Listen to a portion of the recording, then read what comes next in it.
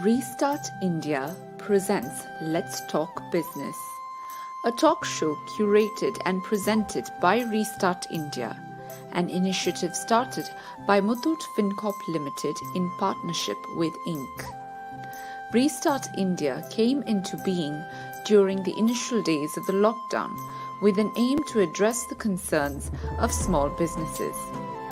One of the ways we connect with our community of small businesses is through our live events. At Restart India, while we are running on-ground campaigns to support and restart micro and nano businesses, the talk shows and live events are aimed to create a community wherein the advice from one entrepreneur or mentor can help other startups learn, share views, and grow. Our live events also create awareness to enable the community to come together and support small and local businesses.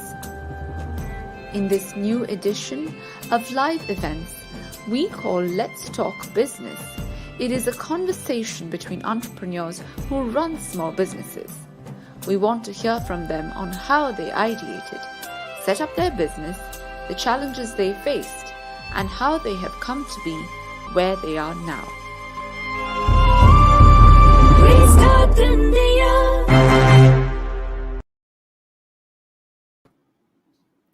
Hi, good evening everyone. I'm Tina Muthoot, Impact Director for Restart India. Hi everyone, I'm Shraddha Narayanan, Program Manager of Restart India. Both Tina and I welcome you today for another episode of Let's Talk Business. Tina, I think we have entered the official season of Indian festivals, and what we do most often in festivals is shopping. And I don't think COVID has really deterred us. We have managed to do all our shopping online. In fact, Tina, I just came across a fact that e-commerce sales have increased almost 44%. It's actually triple the sales compared to the last 10 years. You know, I'm not surprised, Shraddha. I think I would have contributed a lot to that too. Same, guilty of the same. And you know what? 60% of the overall annual sales actually happen during these 4 months. So I just wanted to ask you, we at Restart India, I mean, we've been grooming this project for almost more than a year.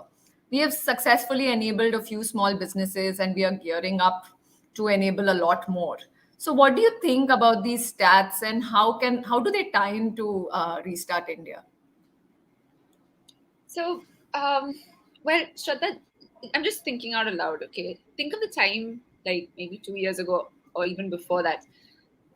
Think of like festivals and festivities, like the mood around you. You'd look forward to shopping. You know, there's nothing that will stop you. You know that this is the time that everyone's going to step out. Oh, okay, Diwali is coming or Christmas is coming. Puja is coming. You know, I just want to get out and buy stuff for myself or for my family, for my friends. Yes. And, you know, there's this innate, I mean, this inherent, that feeling that, you know, I just want to get back to those times. And I'm just waiting for it, you know. So I'm also reminiscing those days, but I think COVID or everything that's happened over the last 2 years, it's not been able to stop us from who we are or what we want to do during the festival season. That's true. But you know, the thing is, over the last 1 year, when we've talked to these small businesses, seen what they've gone through, we also think that, you know, people are missing out on seeing their products, interacting with these small businesses. How do we really bridge the gap? So that's really like what's fueling this initiative. Rightly said, Tina. I think through our constant interactions with small businesses, we are trying our best to provide ample opportunities to really uplift them. So, to all our audience, Restart India is a one stop solution for small businesses. They can reach out to industry expert advice through our platform. They can get themselves trained on various skills. They can also collaborate with us, the team at Restart India. And today, just a little prelude to what all we've spoken about, today's topic is very interesting. The soaring sales, which we just spoke about, are only possible because of last mile delivery. So today's topic for Let's Talk Business is enabling small businesses to become digital ready. Tina, over to you to introduce our amazing panelists. Thank you, Shraddha. With this, I would like to invite our guests for tonight, both co-founders of Raaha, Amrita G. Haldipur and Radhika Gupta. Raaha helps artisans find their way to take their intricate handmade products global. We'll get to know a little bit more about Raaha as the show progresses. Now, about Amrita.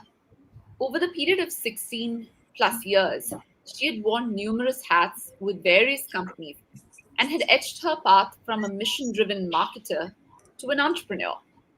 She enjoys the process of identifying problems and transforming them into collaborative opportunities for scale. She's worked extensively in the field of brand building and marketing for UTV Broadcasting, Z Entertainment, National Geographic. And our second panelist, also a founder of Raaha, is Radhika Gupta. Radhika is an entrepreneur and consultant with over a decade of experience in nurturing, leading, and sustainably scaling businesses. She's worked with over 2,000 creative entrepreneurs and D2C brands in fashion and lifestyle through her company, Black Taxi Creative Concepts, where she led business development operations and marketing. And as a consultant with social impact enterprises, she focuses on building outreach and partnership strategies. Welcome, Amrita and Radhika. It's our privilege to have you here both tonight. Hi, Amrita. Hi, Radhika. Really nice to have you. Hi, Tina. Hi, Shraddha. Thank you for having us. Thank you so much. I think we must mention that Radhika is in the US right now, and the sun hasn't risen over there yet. So Yes, it hasn't. Thanks a lot for joining us. Really appreciate you coming over here, both of you. So shall we get started with this show? Great. So Radhika, Amrita, our show is divided into various segments. Let's dive straight into the first segment, which will help our audience know you and Raaha better. This is called the what, when, why factor, the rationale behind everything a business does. So Amrita, I'm going to start with you. We would really like to hear your story that after having such a wonderful marketing and communications career, why did you choose to start Raaha, and that too amidst a pandemic? Thank you so much, Shraddha. I know I get asked a lot that question, especially in the last 1 year. So just to sort of sum up, of course, thank you for the introduction, Tina. Now, after that kind of a corporate career, I think I was at that peak of, I think I'd reached that self-actualization, of the Maslow's theory as a marketer. And I really was sort of asking myself, what is it that I really want to do? What's the kind of impact I want to do? And with the work that I was doing until then, I was really using the power of digital in building communities, and I could see what brands, the impact of brands on people, So I sort of went on that path of how can I take my expertise of communication strategy to different other sectors, So I started working with multiple startups, social impact foundations, different kinds of companies, and then eventually started my own marketing firm with my brother, and that today has pivoted into an e-commerce marketing agency. But in all of this, I think somewhere the funnel was my love was always growing stronger for the creative and cultural sector, and that's also because I have been a consumer of that, and I've had a lot of love for it, and having worked in travel and education. So when last year, in the midst of the pandemic, Radhika and I met virtually. By the way, we've not met in person yet. We've known of each other but not met in person. So when that happened virtually, I think it just like this puzzle sort of came together, where I really kept asking myself, how can I bring impact and this access of knowledge and exposure that I have been working on to this sector, right? So when when we started sort of brainstorming about because it was pandemic and the artisans and that community was going through, because the marketplaces had completely come to a halt, right? Like all the shopping that you've been talking about wasn't happening at that point in time. So we just started talking about how can we digitally be able to sort of give and bring an access to a new market to them. And that's how Raha sort of came into being with Radhika and me, sort of in two different time zones, working on bringing this idea to life. So yeah, that's about me and why I started Raha.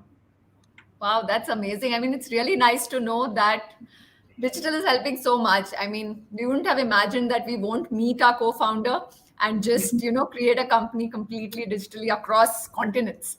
Radhika, about you, from business to fashion in the US and UK, what led you to start the entrepreneurial journey with Raha? Yeah, I think for me it was a little more organic, right? Like having worked in the fashion industry since the age of 19, actually, having run my own fashion label, then worked as a stylist, then went on to doing merchandising with export houses. That's actually sort of where I saw what goes in the back end of the manufacturing sector and the garment industry in India. And to me, I felt like an outlier there, right? Because I think for me, I very early on realized that I really enjoy working in social impact. And by working at export houses, it was exactly the opposite of what I sort of imagined myself doing. And the unfortunate truth about that is that the tier one in our supply chain is always very neglected. Nobody has been talking about it until more recently. And I'm talking about 2010 and 11, Shraddha and Tina. And back then, digital was still not a very big part of the retail landscape in India, right? Um, after that, I started my company, Black Taxi, which basically I've been working with small businesses in fashion and lifestyle for over 11 years now. And through Black Taxi, we've launched over 500 brands in the last 10 years and hosted about 75 trade shows. So it's predominantly been an offline model. And I think you touched upon it, Tina, as to how people are really missing that touch and feel factor with products, especially when you talk about products that are handmade. You talk about products that are very culturally inclined or that are very culturally inspired, whether it's textiles, whether it's lifestyle products, hard goods, whatever that looks like. We as a culture are very used to touching and feeling and getting emotionally attached to the product that we buy. And essentially, Black Taxi was enabling that for small designers. And, it had a really good run. And around 2016 is when I started getting very actively involved in with self-help groups and other nonprofits that were running vocational training programs for women, teaching them shibori dyeing, teaching them katha stitching, teaching them how to sew and how to pattern make, because it's just an easy ask when you want to create livelihoods for women because they are already really, really good at it. And that's where I think for me, it was my light bulb moment. I was like, okay, I can work in fashion and I can work in social impact at the same time, parallel together. These two do not have to be different, careers for me. And I think I took that a step up with, getting working as a consultant with a lot of like nonprofits that were working to generate livelihoods for women. We started a small CSR arm of Black Taxi, where we worked with brands like Udgri, Vakanksha, Sneha, and Okai even. And I think last year when the pandemic started, that's when the artisan economy sort of that puzzle piece came together for me personally, where I had been working with weavers already as a consumer and as an advocate, and through a trust that I was on the board of consultants with, which is based in Maheshwar, and started talking to them and listening their pain points rather. And I think the solution ended up becoming, officializing a company and a structure around how we can how we can support artisans, how we can support this economy, and how we can change a very, very set mindset of the consumers and the market to sort of evolve beyond buying mass manufactured products and reimagining the world of handmade for a global audience. Yeah, so that's me. That's really great, Radhika. And a lot of things you actually spoke about and what Raha stands for. We find a lot of synergy with what we are doing at Restart India. So, Tina, I can't help but ask you, a underlying message which all of us are saying is there is a, if we take them digital, there has to be a last mile delivery, right? Yeah. So, in tune with that, maybe you can tell us in that context how Restart India has evolved. Um, okay. So, like, our beginning was very humble. Our intentions were very humble as well. We just wanted to address the immediate concerns that small businesses had. So anyone could reach out to us at any point of time last year with all the queries and with the announcements that the finance minister had made and the uncertainties related to the panic. I mean, it was a moment of anxiety for everyone. But I think there was a common thread in all the concerns that all these small businesses were raising. And that was their difficulty to make sales. A difficulty to make sales in the absence of physical interaction. They're not seeing their customers anymore. There's no brick and mortar structure. They have no idea what digital is. So our first step at that point of time was to train them to use simple digital tools. Now, getting them to use digital tools means putting the product out there, like getting the word out to the customer, to their customer, that these products are there, these small businesses exist. But after that, what? Like, you have to ensure that fulfillment happens. You can't just display products and expect the sale to happen. So, I mean, with all of the steps that Restart India took, like addressing the queries, realizing that, okay, the difficulty to make sales is the problem, get them to start using digital, but then fulfillment needs to happen if they need to realize those sales. And fulfillment includes, learning how to package, ship the product, ensure that you collect payments. Do you have any service for after delivery? What about customer complaints? So all of this, if they can do it from a distance, do it remotely, can they have the systems in place? Then I think we're talking about a different era for small businesses. So yeah, that's been like our journey over the last 1 year. Awesome. I think it's really playing into the next question which I had. This is to the Raha team, but maybe Amrita, you can have a go at it first. The e-commerce industry is at a soaring high right now. Everyone is switching to online mode. Case in point, all of us are trying to do the same for small businesses, right? And you started online as well. I mean, you met digitally, you started online. So what went into the drawing board of creating Raha? How did you create it? How did you streamline it? And how did you, envision it and then bring it to reality? Would Right. love to hear your inputs. Sure. Thanks, Shraddha, for the question. So I think for us, when we met, I think, it was obviously last end of July, early August, and that was still the peak of pandemic, right? And I think the biggest challenge at that point in time was, I mean, of course, the health of the artisans and the communities, but also they were sitting on stock and which was not getting sold. And I remember like Radhika had already started that process with some of the, she was in conversations where we were like, okay, there is this stock and how do we sort of sell this? And WhatsApp was being used a lot, to be able to start selling those. And because she's based in the US, and of course, then because once I sort of came into the picture, like we started using WhatsApp as a way to be able to showcase the handloom, especially at that point in time, made by these artisans to the interested customers, right? But having said that, I think, I mean, I just want to throw some data here, is that at that point in time, it's just the way it was last year, e-commerce industry was thriving, right? Because everyone was going online. Yeah. And here, this is an industry which is the largest employer. The artisan economy is the largest employer after agriculture, right? And it's one of the most traditional industries.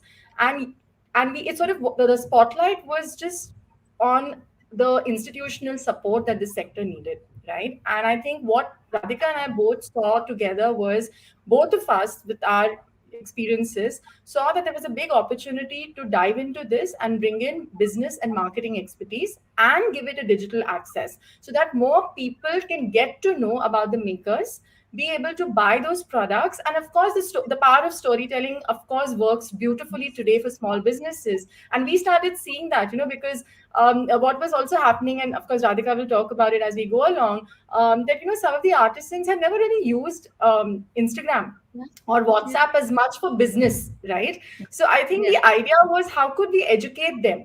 We were giving them tips of photo aisa theek se khicho aap.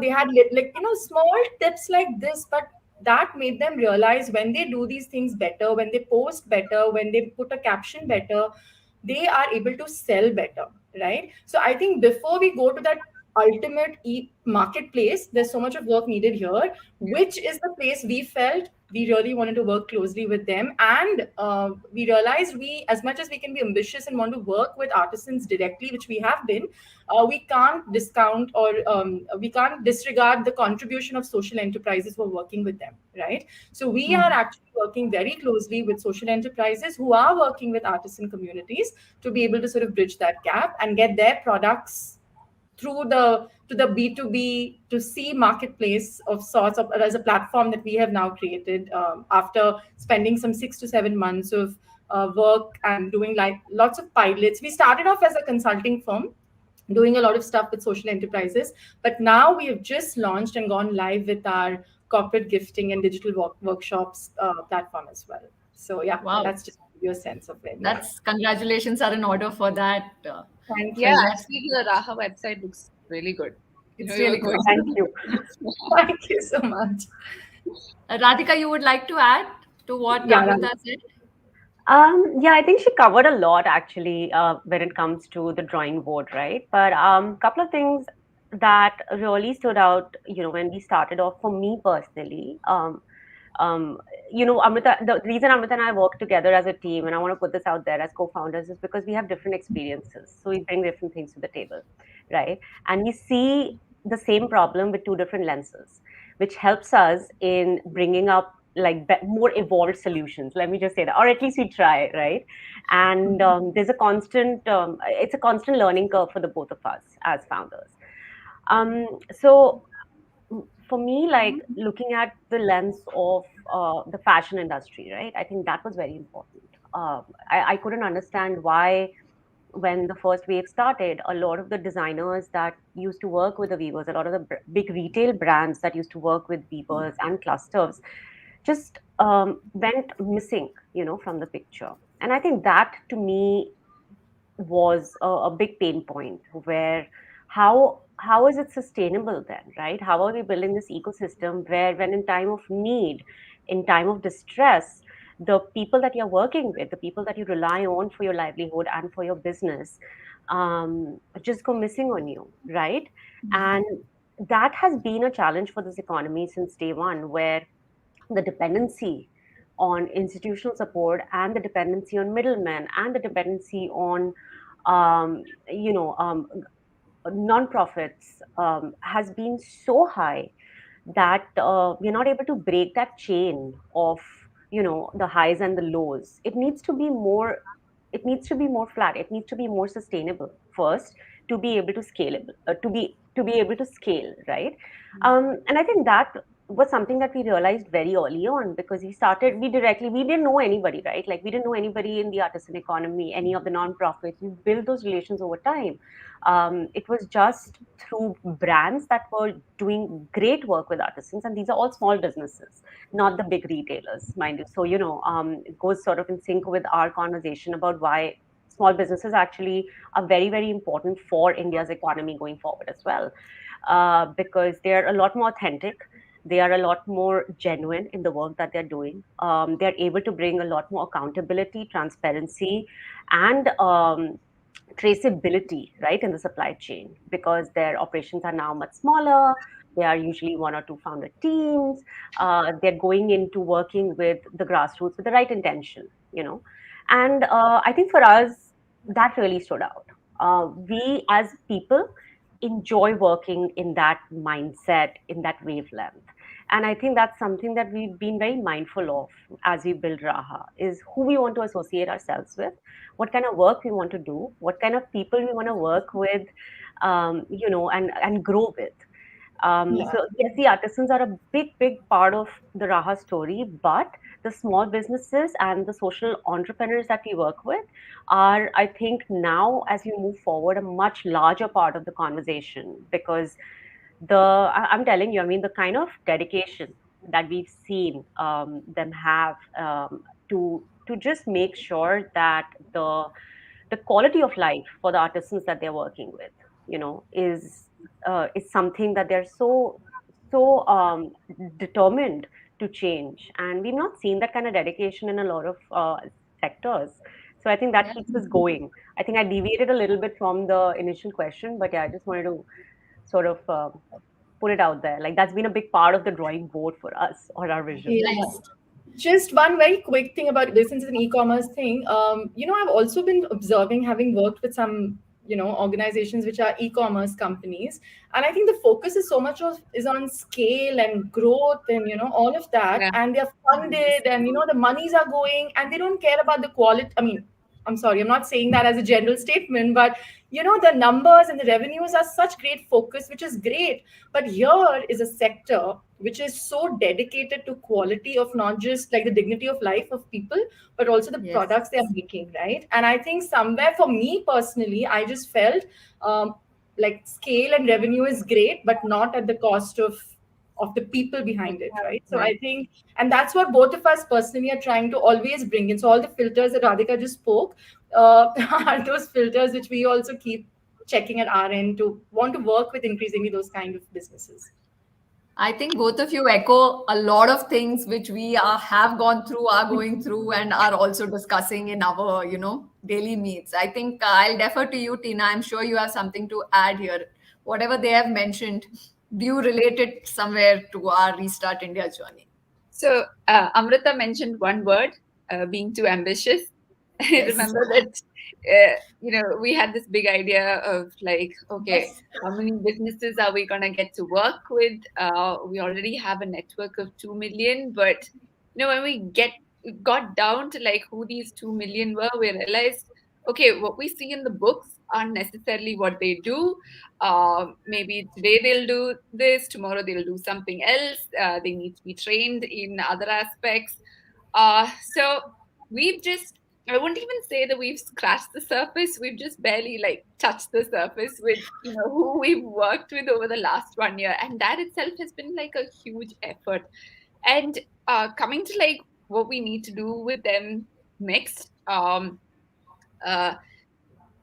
I said, we're moving away from just training them to do certain things, but getting them to like focus on their actual job and being the enabler for them to like be able to sell their products to a wider market. That means, get some systems in place for them, assist them with maybe packaging, shipping, setting a process for them for collecting payments. Because even today we went through a list of small businesses who we wanted to sign up next, and we saw that like half of them only collect cash. So we're like, okay, how are we going to work with them next? Like, we need to set the system up, otherwise, we need to bring that change, otherwise we're just talking about the same situation continuing. And so that's what we have in mind for Restart India. And I think, Amrita, you mentioned a very nice point, that it's not just always about this big scale, right? It's also each and every one of these small businesses are putting their heart and soul into the products that they make. And that's actually what keeps the team at Restart India also going. I think we have a cue to go into the next segment. Let me quickly rush into that. We are talking about these very talented communities of artisans, right? Like I said, they're spending hours and hours heart and soul into it, and you get such unique products, which maybe it's good that it's fewer in numbers because they are, and it's not being produced in the mass scale. Uh, we'll go to the next segment now called Snippets from our community, and it's called Let's Watch Them. Um, Rebecca, can we play the nice video we received from Raaha to just start off the segment?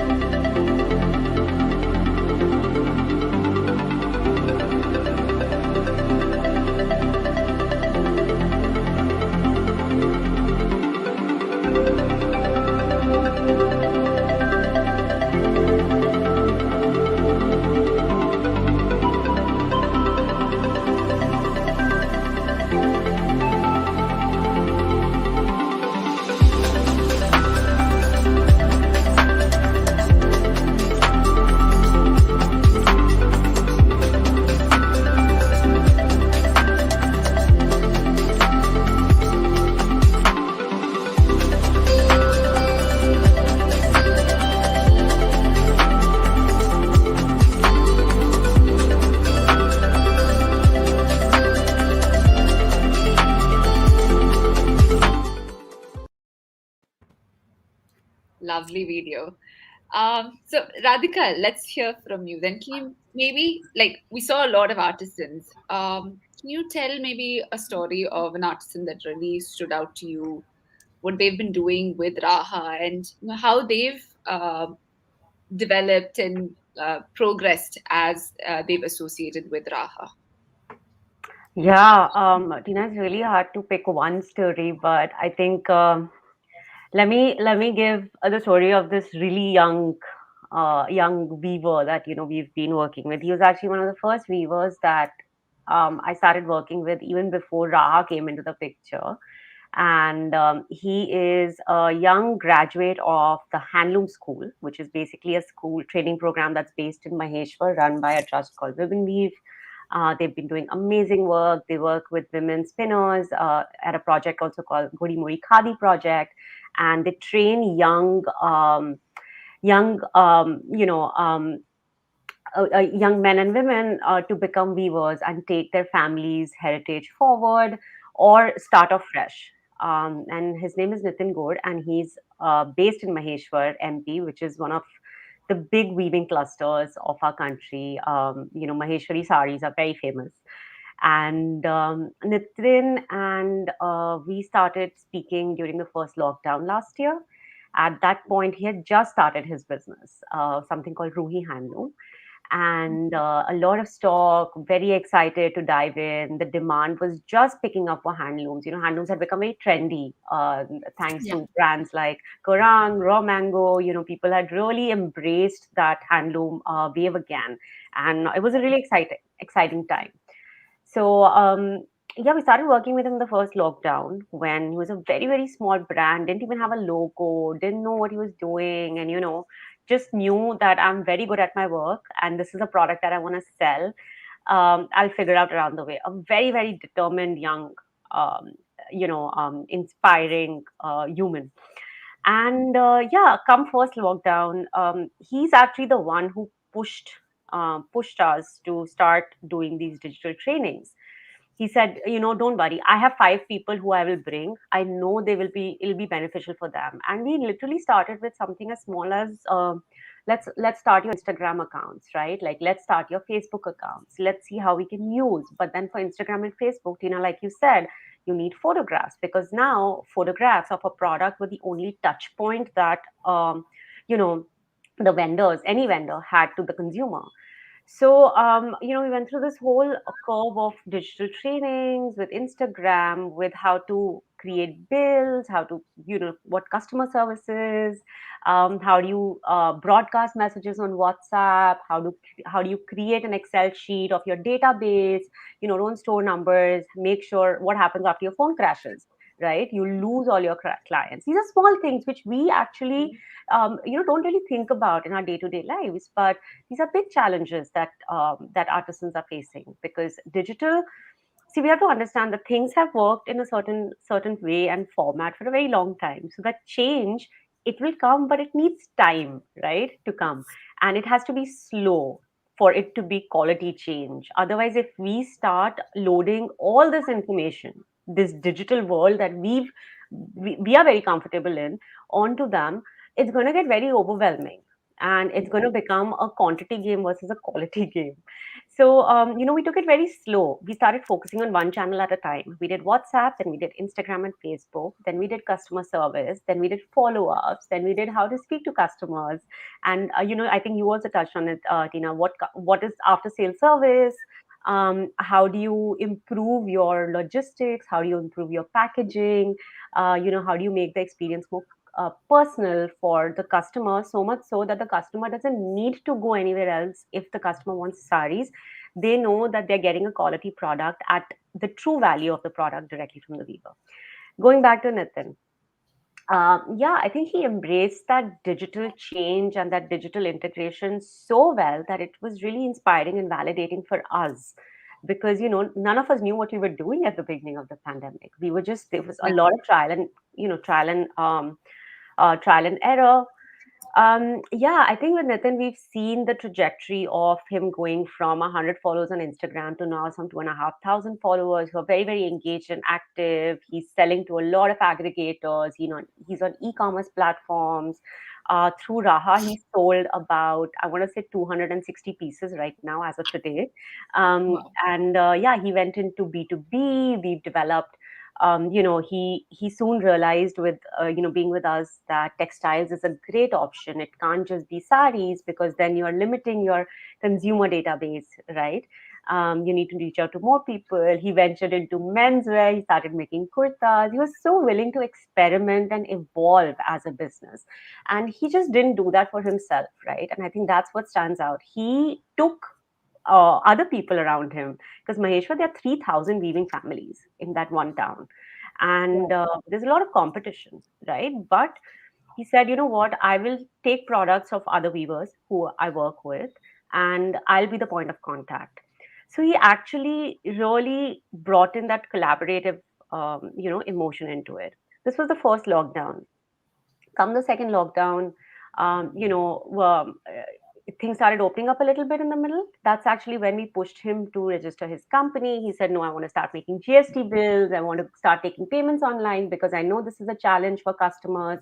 I can't continue to take money into GPay accounts. So then there was the financial digitalization aspect of his business. During the second lockdown, I think he was so confident about what he was doing, right? That he's even actually given a beautiful.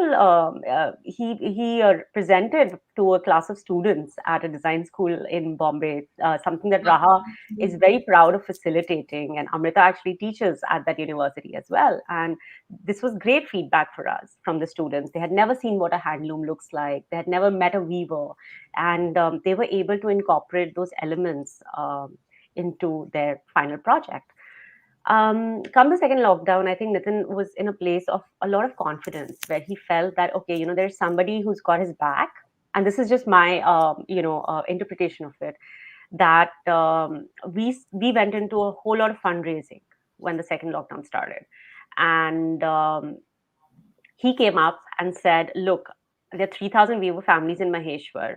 If you can fundraise, if Raha can fundraise in the US and in India through your contacts, I will manage all the ground operations. And he did that. I have goosebumps while I'm talking about this, but he single-handedly has stepped in as the operations manager for our nonprofit arm, and has distributed, collected, made ration kits for 300 families in Maheshwar and taken care of it. Like, all of the operations was managed by him. And I think for us, that's a true success story of just in 365 days, if you equip weavers and artisans with the right tools, or any small business with the right tools and the right resources, give them the exposure, create that awareness, it can really change a person's confidence about their self ability to able to scale their business their marketing abilities. I mean, he's so good at marketing now. He makes reels like you can't imagine. He has the latest songs. He knows exactly what reels are. He's doing those trainings for other weavers now, and it's amazing. We've sort of become like this umbrella organization for him, where if there is any, I think we can call ourselves advisors in his company now. We're trying to move him to that level of conversations. Yeah. Yeah. Yeah, so I think that for us is a true success story. Of course, like his family has been weaving for the last 20 years, and his mom, his sister-in-law, everybody's a part of the family business. And that for us also is very inspiring, where he comes from a mindset where, every time we'll ask him for a picture, one of the pictures you saw was of his mom, Kalabai. He'll never send his own picture. He'll always send his sister-in-law and mom's picture because he's also like a, I think he's a feminist of sorts, right? Like he'll say, no, you put their picture. I'm okay in the background doing all this work, and that to us is very refreshing. So we Yeah. really want to nurture and mentor more artisans like him that can go beyond just learning, but also distributing that learning to Yeah. others. Yeah. And And just I guess, oh, sorry. Yeah. Go on, Amrita. sorry. No, just very quickly to just add to what Radhika was saying. I think the power of digital, guys, has given us an opportunity to. I think we're seeing that, and of course, financial literacy, right, among people, right. Like one of the organizations ensures like that every woman artisan working with them has a bank account, right. And the money is transferred, and then there's sort of, so it's in fact there's so much for us to learn when we are working with them, that we start thinking, are we doing this for ourselves? How much are we sort of being mindful of the way, just whatever we are sort of getting exposed to. So I think artisan stories are plenty. These are just some of them. So it was very hard for us to even decide what do we share, but there's, yeah, some of these are snippets for you and the audience. Yeah. Yeah, I think what Radhika said about Nitin, like, when someone learns from a peer, it adds more value, and they'll be able to relate to it better. That's something that we also experienced over the last 1 year. Yeah. So, Shraddha, to you, we've had so many iterations of our plans as we've moved ahead over the last few months, and especially after talking to our small businesses. Is there anyone's journey that you'd like to highlight? Yes, I think there's so many, but I'll actually highlight two people whose video also we have. I think let's look at those two ladies, fabulous ladies, and I'll actually just tell you a little more about them. Rebecca, can we play my video, please?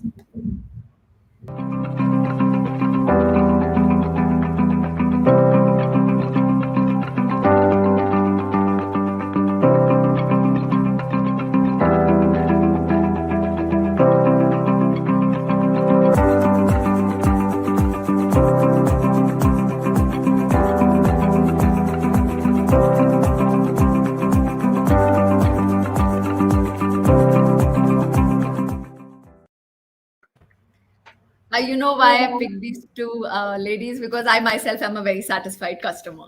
I have bought from these lovely ladies. This has been when we have started launching what Tina mentioned in the start, called the Restart India Enabler Model. We want to showcase the products of some of the small businesses we've spoken to and put them on, showcase it in such a way that they reach out to more audience, because a lot of them are unable to do that. We become the front face for it. So we've gone through these exercises. We've spoken to a lot of people.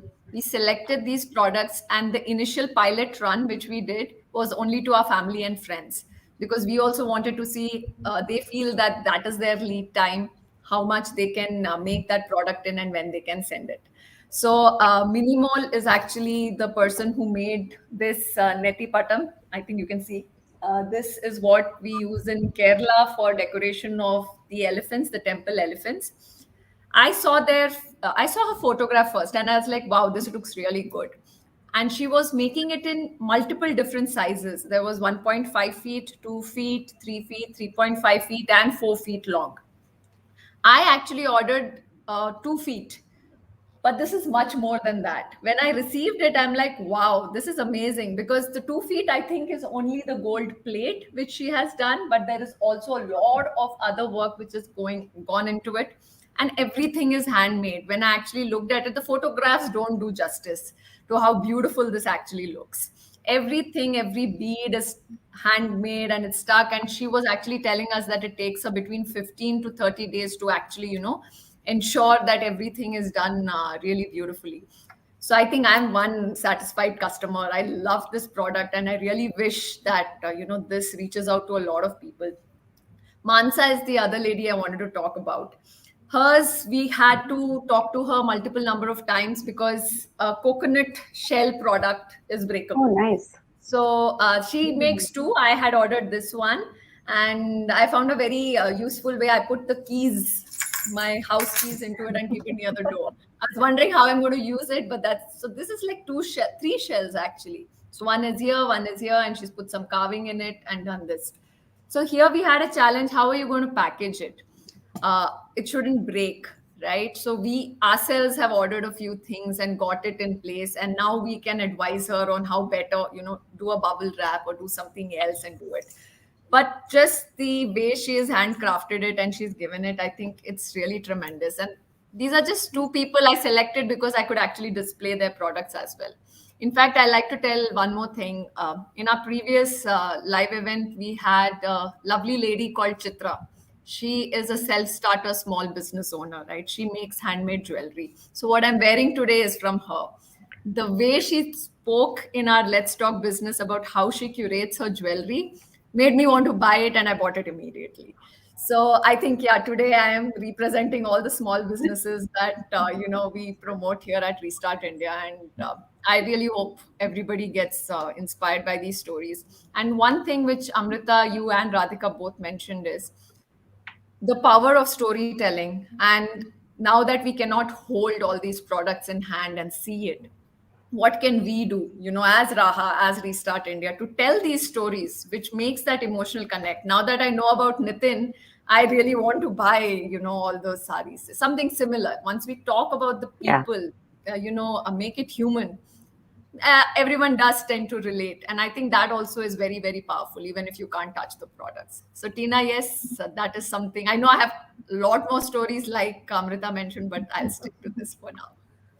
Thanks, Shraddha. So, yeah, now we know who we work with. But, on the surface, it might just look like we take orders, we fulfill them. But there are like so many challenges if we have to break it down into small steps, the supply chain, managing logistics, and all of that. So, maybe we'll get to know a little bit about the challenges and the gyan behind it. We'll go into the next segment, gyan time.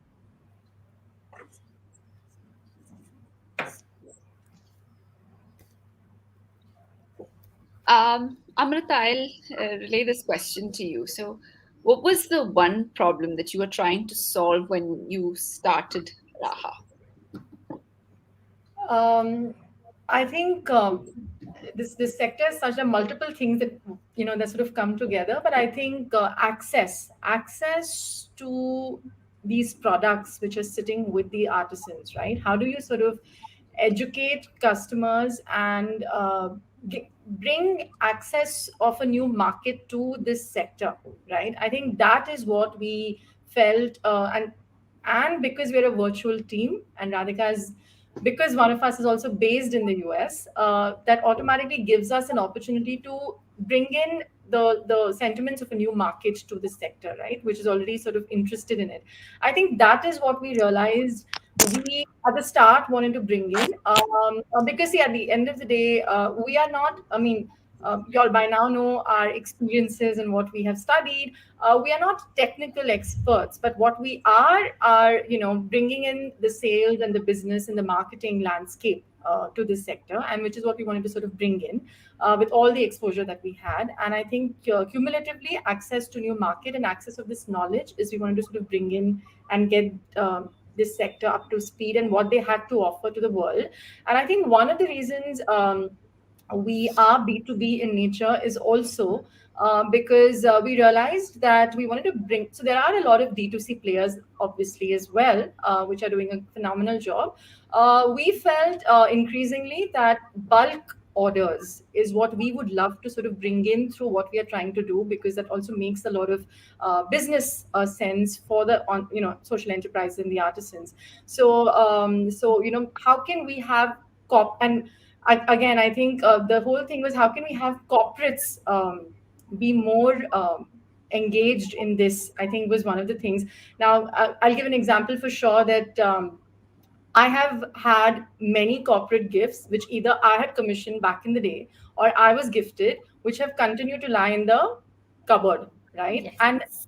And they are either made in plastic or whatever. They were not thoughtfully, like, I wish I had this intent then. I think the whole idea was, how can we bring intent to the in the for the corporates to want to engage with the handmade, and what are the value creating ways we can do this for them. So corporate gifting is one, and of course also doing a lot of employee engagement activities where they can do digital workshops with artisans, right? So we did one for one of the brands, where there was a Madhubani artist who taught the employees how to make Madhubani art. And at the end of it, there was such a great cultural experience. So I think that access is what is making us, digital access is giving us this opportunity to be the provider and a platform for this. Yeah. So that's what we're trying to sort of bring in. I think these workshops also like ensure that the art form sustains. People are aware of it, and it shouldn't ever die out. So yeah. Radhika, maybe you can explain the steps that you take to manage the supply chain, because I know that Raaha works with a lot of social organizations, and that's one of your USPs. Maybe you can go a little deeper into that. Yeah, so I'll start with a more theory answer, Tina, because I think it's important. And most of the times, these bookish things, when practiced, actually turn out to be great strategies.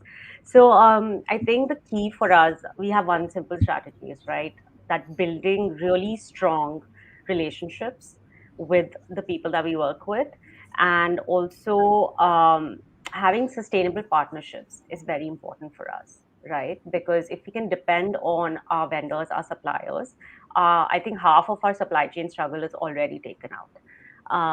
There's this trust building equation, and I think a lot of businesses need to have that.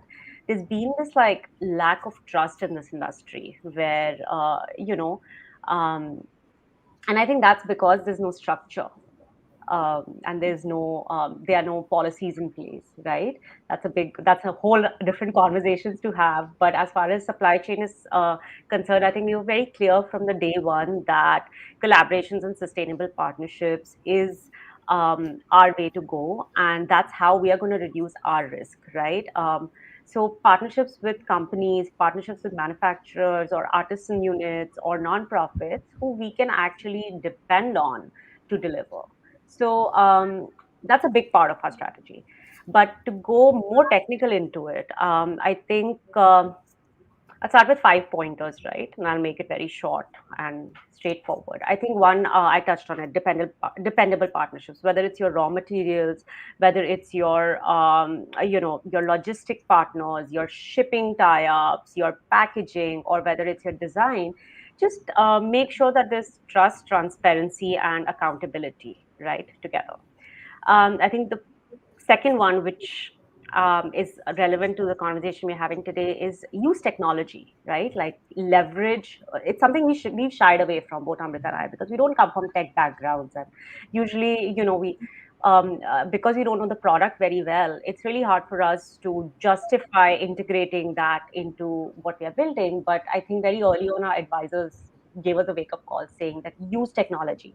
They are you have access to QR codes now, which you can do so much with. You have access to trackers. Give consumers or give your clients the ease to build that trust with, right? Like in your supply chain as well. Let them know where their product is. I think that's very important. I think more and more consumers are going towards that direction where they really want to know like the process, also dive into the business, right? that they're investing in. I think number three is that study your process as a business.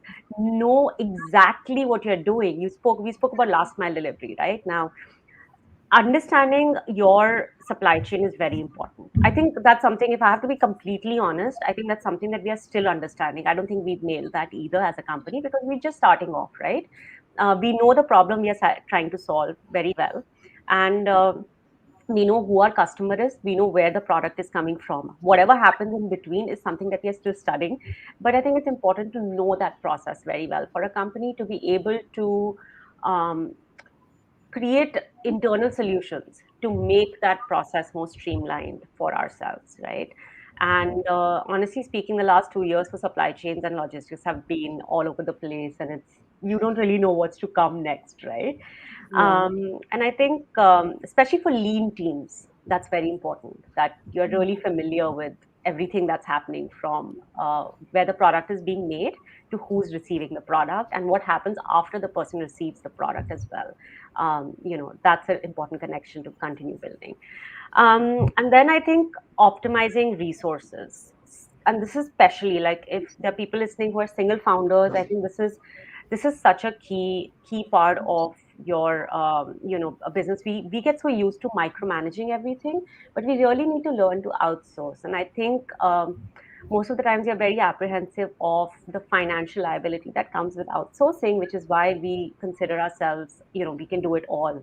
But I think to have strong operations, we need strong logistic partners who know how to do their job. We can't do it all. So outsource it, freelancers, part-time employees are great ways and resources to, leverage that and try to find places, right? This is something we always do with our artisans as well, is try to find a space in your supply chain or in your process where you can sort of, you know, cut some costs. Like what are the unnecessary expenditures that we are doing, and use that to make your logistics more stronger. I think that's what's important, especially when you're talking about a digital world, right? I think it just comes down to that. It comes down to how seamlessly and how easily the customer is receiving your product and how much time you are investing as a founder in making that happen. Yeah, I hope I answered your question, Tina.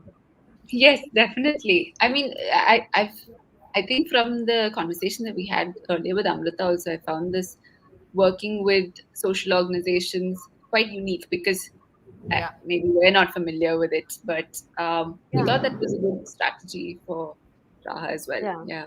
So, sorry, go ahead. No worries.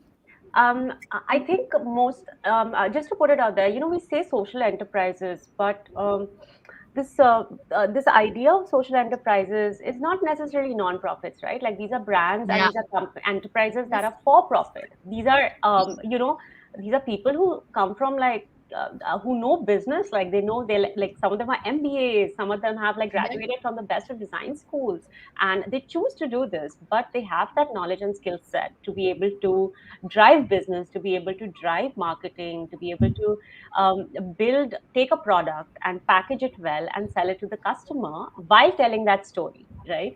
So it kind of made our work really easy, because I felt like they were holding the fort for us. All we had to do was, like Amrita said, give that access digitally while we try to solve another massive problem, which is the waste that corporate gifting generates for the world and the landfill contribution that they make. So, sustainability and ethically manufactured and ethically made products is another big part of our story, which I think should be a part of a lot of businesses' stories now going forward. Yeah, I think we already have multiple topics which we can discuss, in our future Let's Talk business series. One important point which you said is not always social impact needs to be something which is non-profit. I remember something which Tina mentioned in one of our meetings, profit with a purpose. And I think I've written that down. I've written that down and I've stuck it. Sorry, Shraddha, you were saying something after you're done. No, I'm done. Please. No, I just wanted to say that I think, one of the things that when Radhika and we both of us started working, we were so mindful of, the language we used and what, because I think one of the things we're very clear about is we're a for-profit social enterprise, right? And we would want, so legally you could be a non-profit, but you should not, I mean, the idea of for profit, non-profit is so skewed over the last few years that I think, which is why this sector needs to be taken even more seriously, because everyone needs to speak about business. You may Yes. be small, you could be a micro entrepreneur, but why shouldn't you think about business just because you are Yeah. a non-profit, legally in Yeah. terms of entity? So I think, Completely. yeah, completely with you on that. Great. Shraddha, why don't we take some audience questions? Audience questions now. Yeah. So we have one from Saini Bose. I think this is to the Raha team. I would, one of you could take it first. She's from Kolkata. She says, I have a store outlet in Kolkata and I too deal with handicraft products from various artisans I have met through fairs throughout India. Sometimes I source other states' products as well, but I find issues with quality or design or color variation, and the customers do not like it and they reject, as the display image and photograph doesn't match with the product that's delivered. So this is a preface, but her real question is: if you have faced such a situation, how do you deal with it, and can you give me tips on how to assess quality checks? Radhika, would you like to? Yeah, sure.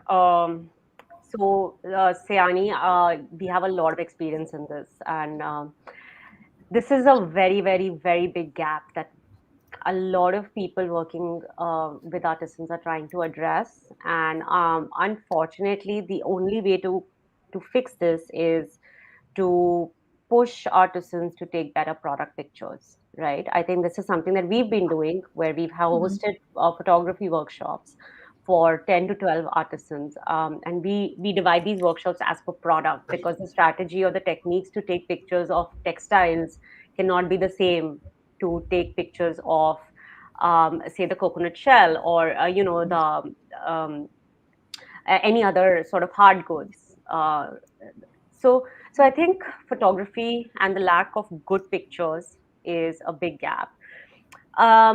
The customer's dissatisfaction is justified, if I have to be honest, right? As a consumer, we've had a lot of these queries, especially through the artisan shop, which is a non-profit initiative, where we up. It's mostly a lot of textiles and handlooms, and sometimes a brown sari ends up looking like olive green, but the customers ordered a brown sari, right? So now they don't really want an olive green sari. So I guess as business, this is something that we really need to just accept about the nature of the industry that we are working in, is that handmade as a process cannot be the same. It comes with certain imperfections. It comes with, every product looks different, right? No two products are the same when it's handmade, because that's the whole, that's a characteristic that we really love about handmade, is that every product is unique. The color variations are real because most of the handmade products are using natural colors.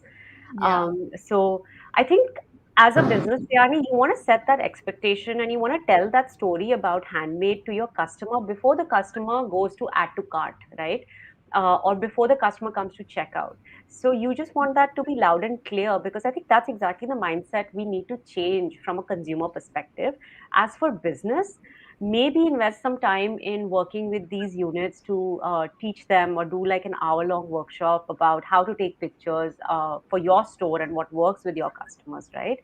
To assess quality, something that we've been doing, and I'll only stick to that. I'm sure there are like a lot more solutions out there. Is do video calls, right? Before every order goes out, we do a video call quality check, because everything is virtual right now, and it's impossible for you to actually send people to different units to do that QC, right? Yeah. And a good way to do it is online. That's been working really well for us, actually. And I think going back to make sure that you have strong partnerships in place, right? You trust the quality of the unit that you're working with to begin with. I think that'll also help you with this problem that you're facing. And I hope I answered your question. And DM us on Instagram. We will be hosting more workshops starting next year in Jan for photography. So if you want to send some of the units that you're working with our way, we'll be happy to you know um, register them for those. I have one That's photography tip yes. to give in case, Sayani, you want to pass it on to any of your artisans ever. Just like I think the easiest way is to ensure that they shoot anything that they are shooting for their products in natural sunlight, right? Before 11 a.m. Yeah. or the golden hour, right? 4 to 6. Um, that's the safest time where you'll get products in the real like closest to what the product is. Please ensure they don't click pictures and tube light and stuff. Like just small things like that you can already coach them on. Yeah. Awesome points, Amrita and Radhika. I think we have time for one last question before we wind this up. This is from Pranav Mittal. He's not specified where he's from, but he asks, how can we create more trustable supply chain when majorly current supply chains are unregulated? Pranav, if you have an answer to this, please help us as well. Because yourselves are trying to figure this out. Yeah, currently is an anomaly like the world is facing, right? Supply chains are broken, supply chains are irregulated, and again, I think it goes back to integrating technology or traceability. And I think once there's traceability, there's trust in the supply chain itself, knowing exactly where your product is, who's handling it, when it's reaching. I think those are questions we ask ourselves a lot. Like we would want to know, right, as consumers, if we paid for a product. And now, um, yeah, I think that's my only suggestion here. I don't really have like a one-stop solution to this because I also don't know again what type of product you are working with, and whether you're dealing with bulk orders or you're a D2C business. I don't know the nature of your business, but usually D2C supply chains are pretty open right now. If I have to be honest, it's the bulk supply chains which are a little broken. In fact, D2C is flourishing at the moment, and the rates of shipping have gone up thanks to the festive season and the demand. So it's always a demand and supply conversation, I think, with this as well. Great. Thank you. I would like to tell the audience that we at Restart India support small businesses because we value their presence. And I think we have found partners in arms. I think Raaha, we need many more Restart Indias and many more Raahas to, ensure that the small businesses and the artisan and the handicraft community actually is able to showcase what they really do. And we urge everyone who's watching that you are also going to step out and shop or shop online. Please do try and help a small nano business in your locality if possible. Diwali is coming, maybe some diyas. And if you can do, record a short video of yourself and of the shop. And please do tag us using these hashtags, hashtag small business, hashtag support local, hashtag support small and local business support. We will feature the best small business restart stories in our live events. Thank you so much, Amrita and Radhika, for joining us and really sharing some amazing insights. And I think you've given us topics for, I think, another 5-6 Let's Talk businesses. There's just so much to discuss with like-minded people. Tina, would you have something in closing before we? No, I think there was a lot of learning from Radhika and Amrita. I mean, even they keep saying, okay, they've just been doing this for 1 year, but I think they've set up like an amazing system with Radhika's. Whatever she says is all theory, but she's put it into practice, and that structure's there. So it's really good, and amazing stories that you've shared about the artisans as well. So yeah. Thank you so much for your time and for waking up so early, Radhika. That too. I was going to say, can we have next conversation a little later in the day for India? No, but thank you so much for both of you for thinking about Raaha and giving us this opportunity and platform to actually express our thoughts. The more such conversations we have, the stronger our business model becomes, and the more validation we get as entrepreneurs. And I think that's everybody's seeking some, from the industry. So it's really nice to build this ecosystem where you can have open conversations and actually reach out to people for suggestions to improvise, adapt, and evolve as business and entrepreneurs and thinkers. But I'm going to leave it with one thought, is that if you are buying something, if you're buying something for yourself, a gift for anybody, please buy handmade this season. It's not only better for the planet, it's better for the environment, but also you will be supporting livelihoods. And trust me, you will love the quality of the product that you get. If you're looking for handlooms, we have the artisan shop. I'm going to plug in our pitch over here, and Please. we will try to deliver it to you. Yeah. um, yeah, and thank you for listening. Amrita, your thoughts? Yeah, thank you so much, Tina, Shraddha, and the whole Restart team. Um, I think just to have this very knowledge sharing sort of a platform and learn, right? And I think that's something we would love to keep checking and reading more of what the work you all are doing, because there's so much of knowledge sharing that is needed. And I think so. Thank you. We were just I was enjoying listening to your stories and could see how much things are in tandem, right? And I think one other thing is, yes, please, among the various hashtags Shraddha spoke about, hashtag choose handmade. But like Radhika said, please, and whenever you all go to buy, ask about the artisans. I think let's make that a habit. Let's ask about the makers. Let's Because they make it with so much love. Let's ask about the makers and the artisans who are putting that kind of creativity in baking those products for all of us, right? So I think that's the message from collectively from Team Raha for all of you. Yeah. Yeah. Yes. And if Thank there are you any so other much. questions, we'll be happy to answer. You can send it our way. I know we are short of Yes, time, but yeah. please. I think, audience, if you have more questions which we couldn't get to, we'll be happy to get it answered by the Raha team and post it on our Restart India website, and you can go and check it out there. So thank you, Absolutely. everyone. Thank you so much. Thank And you. very good night to everyone. Thank you. Good Thank night. you. Thank you. Thank you. Bye. Bye.